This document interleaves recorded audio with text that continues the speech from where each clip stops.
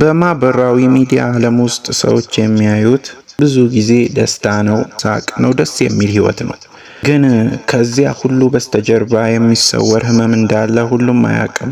ዛሬ የምንነጋገረው የአንዲት ወጣት ሴት ታሪክ ነው።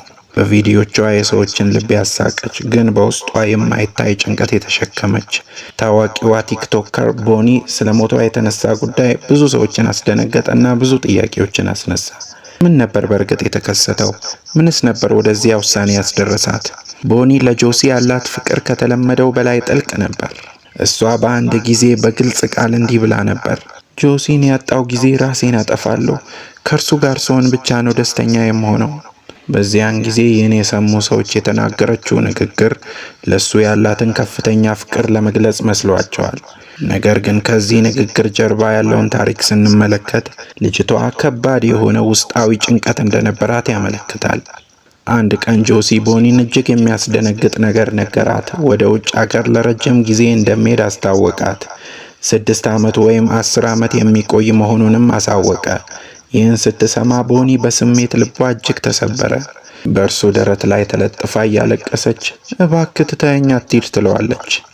እንባዋ ከዓይኗ ማቆም አልቻለም። ስሜቷን መቆጣጠር አልቻለችም። እርሱ ግን እንዲህ ብሎ ሊያረጋጋት ሞከረ። እመለሳለሁ፣ የተሻለ ኑሮ እንኖራለን አላት። በመጨረሻም የነገራትን ሁሉንም ነገር ቀልድ መሆኑን ገልጾ ፕራንክ መሆኑን ያሳውቃል። ይህ ለቦኒ ቀላል ነገር አልነበረም። ለሷ ልብን የሚነካ ነገር በቀልድ መልክ መቅረቡ በጣም ልቧን አሳዝኗል። እሷም ሁሉ ጊዜ እንዲህ ማድረግ ያስደስታል ብላ እጅግ አዘነች። በዚያ ጊዜ የነበራት የስሜት ጉዳት ምን ያህል እንደነበር ማንም በቀላሉ ሊገምት አይችልም። ከዚያ በኋላ ግንኙነታቸው መቀየር ጀመረ። በአንድ የሚዲያ ቃለ መጠይቅ ላይ ጆሲ ከቦኒ በፊት ሌላ ፍቅረኛ እንደነበረው ተናገረ። ይህ ነገር ቦኒን በጣም አስደነገጣት።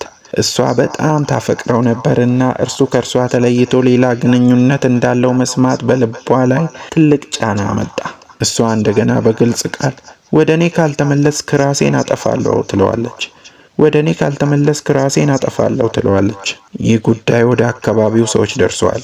ሰዎች የሁኔታውን አስገራሚነት በማየት ለጆሲ እየደወሉ እባክህ ድረስላት፣ ራሷን ልታጠፋ ነው ብለው ይጠይቁት ነበር።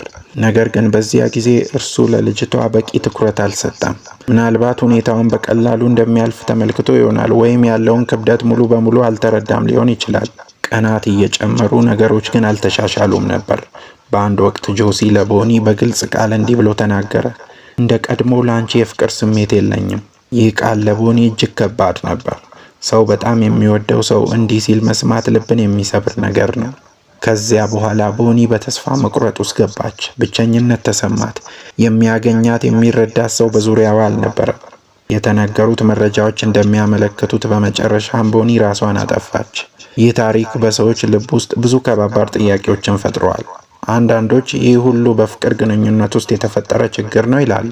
ሌሎች ደግሞ ይህ የጥልቅ ስሜት ጭንቀት ውጤት ነው ይላሉ። እውነቱ ግን አንድ ብቻ ምክንያት ሊኖረው አይችልም። እንዲህ አይነት ክስተቶች ብዙ ጊዜ ከብዙ ነገሮች ጥምረት የሚመጡ ናቸው። ይህ ታሪክ አንድ ትልቅ መልእክት ይዟል። ሰዎች ውጫቸው ሲስቅ ውስጣቸው ሊያለቅስ ይችላል። ማንኛውም ሰው የሚያሳየው ውስጣዊ እውነታውን አይደለም፣ ውጫዊ ሁኔታውን ነው።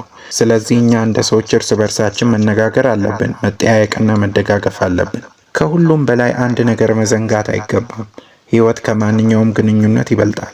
አንድ ሰው ከሌላ ሰው የተነሳ ህይወቱን ማጣት አይገባውምና በህይወታችን ውስጥ ከባድ ጊዜ ሲመጣ መነጋገርና እገዛ መፈለግ የደካማነት ምልክት አይደለም፣ የማስተዋልና የብርታት ምልክት ነው። ዛሬ ከዚህ ታሪክ የምንወስደው ትምህርት ይህ ነው። እንነጋገር፣ እንደጋገፍ፣ እርስ በርሳችን እንንከባከብ። ምክንያቱም አንድ ቀላል ቃል፣ አንድ ጥያቄ ወይም አንድ ድጋፍ የሰውን ህይወት ሊያድን ይችላል። አባቶቻችን እንደሚተርቱ 50 ሎሚ ለአንድ ሰው ሸክሙ፣ ለ50 ሰው ጌጡ፣ ከአንድ ብርቱ 2 መድኃኒቱ። ዛሬ ከዚህ ታሪክ የምንወስደው ትምህርት ነው። እንነጋገር፣ እንደጋገፍ፣ እርስ በርሳችን እንንከባከብ።